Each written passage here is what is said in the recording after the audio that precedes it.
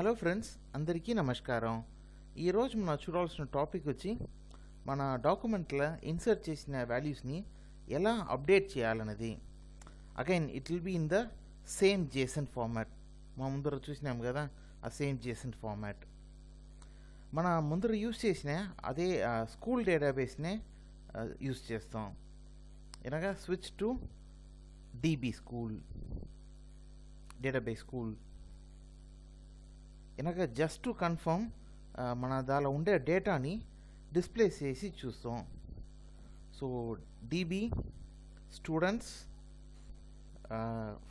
Find function. So ఇప్పుడు మనం run చేస్తే మన ముందర ఇన్సర్ట్ చేసిన ఆ సేమ్ 8 rows వచ్చింది.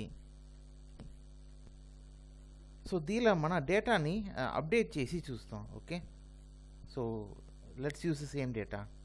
దానికి అప్డేట్ ఫంక్షన్ యూస్ చేయాలి. db.students.update function.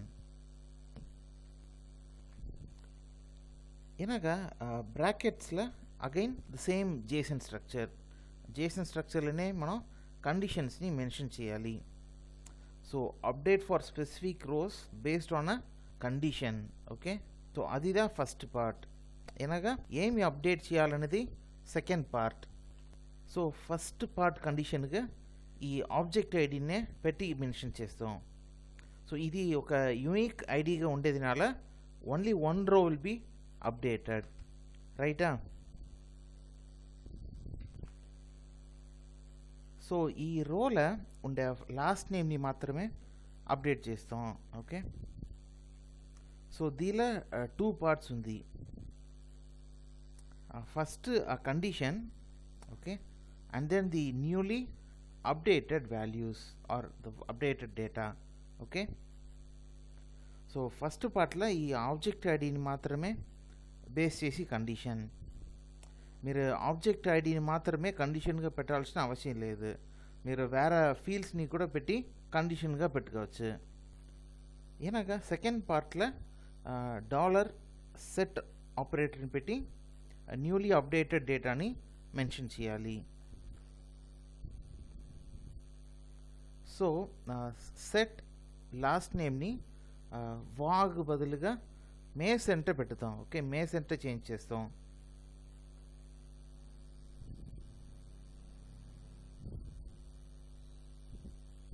సో మేసన్ ఇలాగా ఇప్పుడు మనం దీన్ని రన్ చేసి చూస్తాం. ఓకే,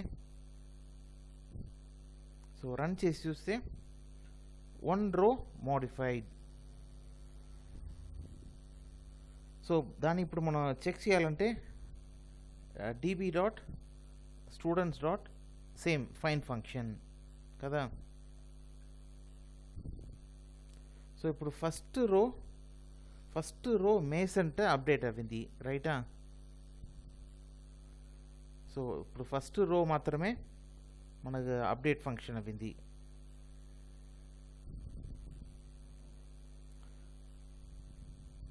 సో ఇప్పుడు మన యూజ్ చేసినది వచ్చి సింగిల్ రోని అప్డేట్ చేసింది.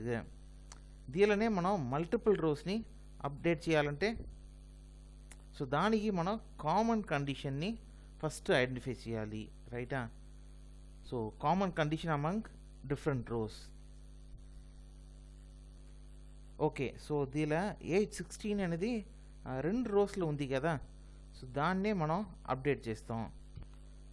Julie, Maria and Danny 2 rows. So age కండిషన్ని పెట్టి ఈ 2 rowsని అప్డేట్ చేస్తాం. ఓకే, సో ఆ ఏజ్ ఫీల్డ్ని పెట్టి మనం అప్డేట్ చేస్తాం. సో ఏజ్ 16 ఉండే రోస్లో లాస్ట్ నేమ్ని మాత్రం చేంజ్ చేస్తాం. ఏజ్ 16. ఓకే, సో దానిలో ఉండే లాస్ట్ నేమ్.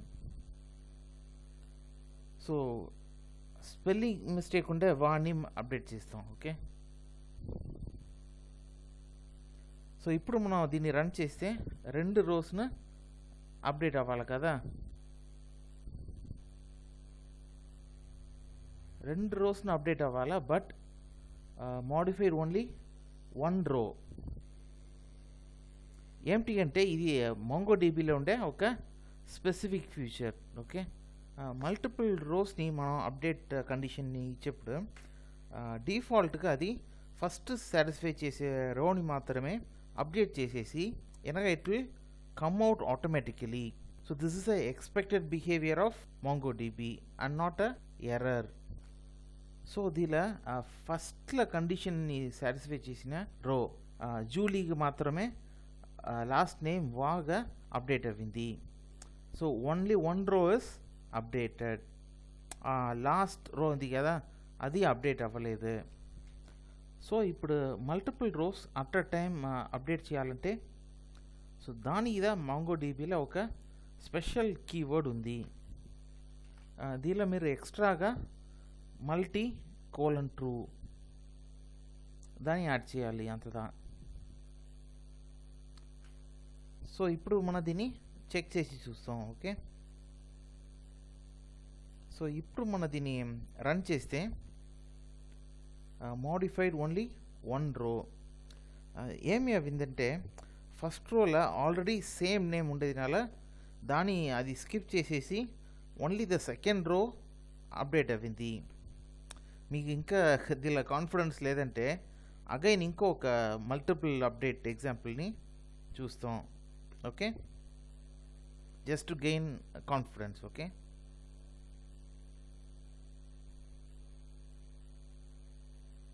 సో ఇప్పుడు అగైన్ మనం అంత లాస్ట్ నేమ్ ఉంది కదా ఆ వా నేమ్ దానినే ఇంకా ఎక్స్టెండ్ చేసి చూస్తాం. సో ఇప్పుడు మనం దీన్ని అగైన్ రన్ చేస్తే 2 రోస్ను అప్డేట్ చేయాలి కదా. సో ఇప్పుడు మోడిఫై 2 రోస్. ఇప్పుడు ఫైండ్ చేసి చెక్ చేస్తే 2 రోస్ను అప్డేట్ అయింది. రైటా? ఇలాగా ఇది first way of updating a document. ఇంకొక మెథడ్లను మీరు డాక్యుమెంట్ని అప్డేట్ చేయవచ్చు. సో అదిదే మనం నెక్స్ట్ చూడాల్సినది. So that is using a function called save function. So db.students.save function దాని లోపల మీరు ఏమి రోని అప్డేట్ చేయాలనో దాని అట్టనే అప్డేటెడ్గా మెన్షన్ చేస్తే అది ఆటోమేటిక్గా సేవస్గా అప్డేట్ చేసేయచ్చు. సో ఈ ఫస్ట్ రోని అట్టనే కాపీ పేస్ట్ చేసి మోడిఫై చేస్తాం. దానిలో మనం ఒక్క వాల్యూని మాత్రమే చేంజ్ చేస్తాం. ఏజ్ని 14గా అప్డేట్ చేస్తాం. Okay, so age 14. సో దీనిలో మన ఆబ్జెక్ట్ ఐడితో మన సేవ్ చేసేప్పుడు ఆల్రెడీ ఆ సేమ్ ఐడి ఉండితే జస్ట్ వాల్యూని మాత్రమే అప్డేట్ చేసేసి, లేదంటే ఒక న్యూ ఐడిగానే ఉండితే అది కొత్తగానే న్యూ రోని ఇన్సర్ట్ చేసేసి. సో ఇప్పుడు మనం రన్ చేస్తే మోడిఫైడ్ 1. సో దాన్ని ఇప్పుడు అగైన్ చెక్ చేసేందుకు మనం ఫైండ్ ఫంక్షన్ మన ఫస్ట్ రోలో మాత్రమే ఏజ్ని 14గా అప్డేట్ అయింది. ఇలాగా ఇప్పుడు న్యూ రోగానే ఇన్సర్ట్ చేసేందుకు మనం జస్ట్ ఐడిని మాత్రం లాస్ట్లో 9Fగా చేంజ్ చేస్తాం. ఇలాగా ఆ నేమ్ని టామ్, ఫస్ట్ నేమ్ టామ్, ఇలాగా లాస్ట్ నేమ్ని సర్ నేమ్. ఓకే, ఇలాగా ఏజ్ని 17. ఓకే, ఇలా ఇప్పుడు మనం దీన్ని రన్ చేసి చూస్తే ఒక కొత్త న్యూ రో ఇన్సర్ట్ అయింది కదా. సో ఇప్పుడు మనం దీన్ని ఫైండ్ ఫంక్షన్ పెట్టి చూస్తే లాస్ట్లో టామ్ రో వచ్చింది, న్యూ రోగానే అది ఇన్సర్ట్ అయింది. So thank you friends, see you soon, bye.